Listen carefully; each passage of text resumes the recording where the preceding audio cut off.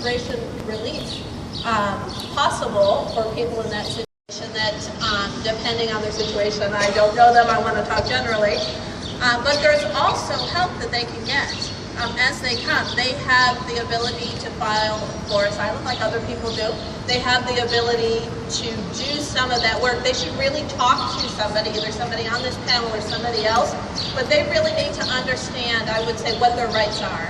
We can't assume, like in every situation, I don't know them, but I have come in contact, we have provided services for, and I'm sure other people have provided services for people in that situation.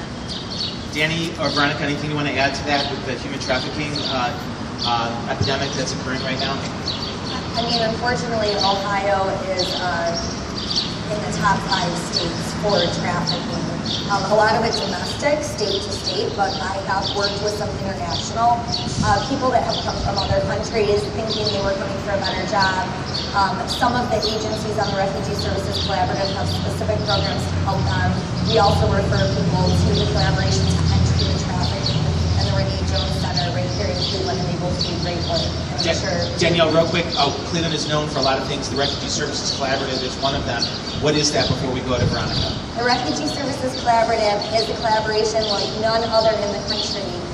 We have all 3 refugee resettlement agencies, a number of other nonprofits, faith-based, such as Building Hope in the City, Asian Services in Action, healthcare providers, school districts, that all are working together to serve refugees in Cleveland. And through this collaborative, applying for grants together, working together, sharing services, sharing resources, the refugees that come to Cleveland have a much better streamlined experience. And we have now, from our economic impact study that we did in 2012, that the refugees in Cleveland are giving a 10 to 1 return on investment. And we think that's because of these collaborative efforts. Thanks for that segue. Veronica, on the human trafficking point. Yeah, I think for me, this is why it's so important that with our organization that we work with law enforcement. It's been a very big piece of what we do is to get the different police chiefs. We've had a highway patrol, we've had sheriffs of all probably northern Ohio that I've put the immigrant community in front of to try to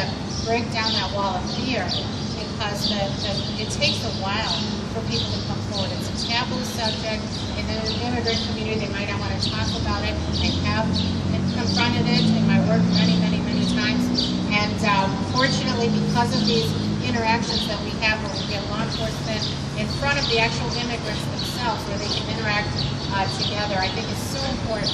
We don't want people to fear the police.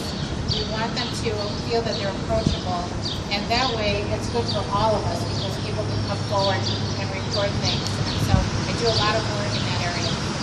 There was just a story in NPR, I hope you guys all heard it. It was on the National Wire about the truck stops are now working together to end human trafficking and how they've been collaborating, and it's been so effective in terms of basically reporting to police that something, if you see something, say something. It just doesn't mean if you see a book bag that's left behind. It's also if you see a child in a truck stop that doesn't seem to fit, and it's had a great chance to curb some of that. Got time for one more question? Got you right here, young lady with the camera. Going to get you the microphone. Your name and where you're from. Yes. My name is Jillian Spees. I'm in from Brooklyn, New York. Brooklyn, New York, the second hippest city in the country. Welcome to the hippest city. Woo! Cavaliers. Right. Every time I say that, people usually cheer. I love it. Well, first off, thank you for doing this today. And secondly, with all the talk of division throughout America, division on the Republican side, division on the Democratic side, what is one way that each of you think that the everyday American can build unity within our community and within our culture? Thank you. She's trying to take my job. We're going to do round robin. George, Veronica, Danny, Eileen. George, go. Okay, well, again, the best way is to really get to know each other more. And by doing so, I mean, we have to find the technique of how to hold more seminars, hold more like the human family, the family of, of people from all over, the diverse families here. And then education is the best message. And to really spread the message of peace and understanding, awareness, to know more about our differences, which will lead to more strength. Our differences should be our strength. And that's the message I would like you to say, and we can work with that.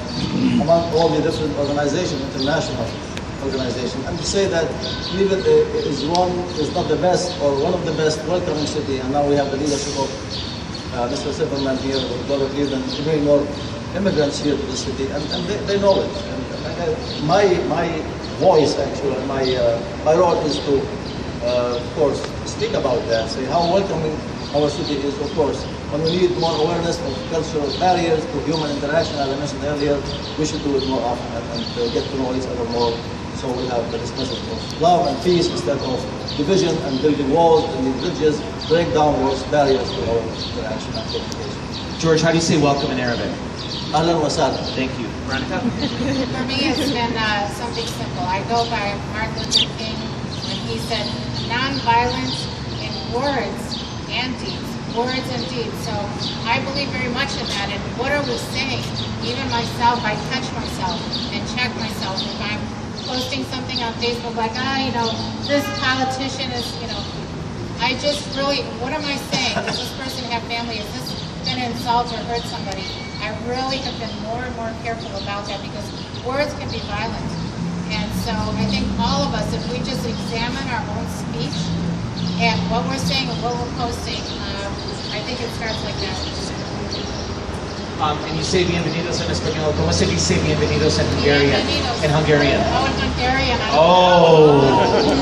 Hungarian. We'll figure it out. Bienvenidos, no? Español, thank you. I know how to say, I gotta show you that. Well, that's for the 6 p.m. session. Danny? I think the best thing to do is just talk to people. Go talk to someone that doesn't look like you. Talk to someone that's not from this area. Eat food with them. I like to play a little game with all my Uber drivers, like, where are you from and where are your parents from? My husband is constantly embarrassed. But I think people understand if the question is coming from a place of curiosity and not from judgment. So I take Uber all the time, and I always talk to my Uber drivers about where they're from and what they're doing in Cleveland. And just in general, when I'm eating in restaurants or traveling, I like to talk to people and find out where they're from and whether they like Cleveland or whether they like Brooklyn. I travel there a lot.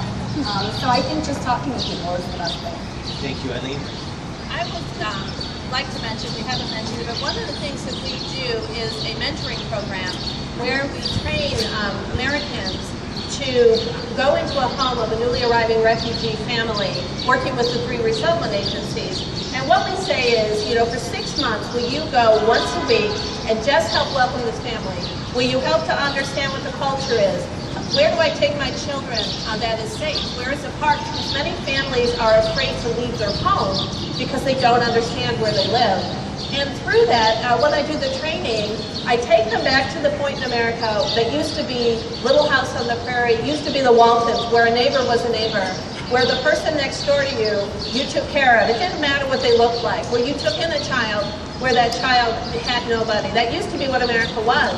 And we don't have that as much. And so now I substitute mentoring for that, where I'm going to go in and I'm going to be uncomfortable for a while, but I'm going to understand very well what it is to come here. Nothing will take you there like just working with one family. I always say you can't save the world, but you can impact one family.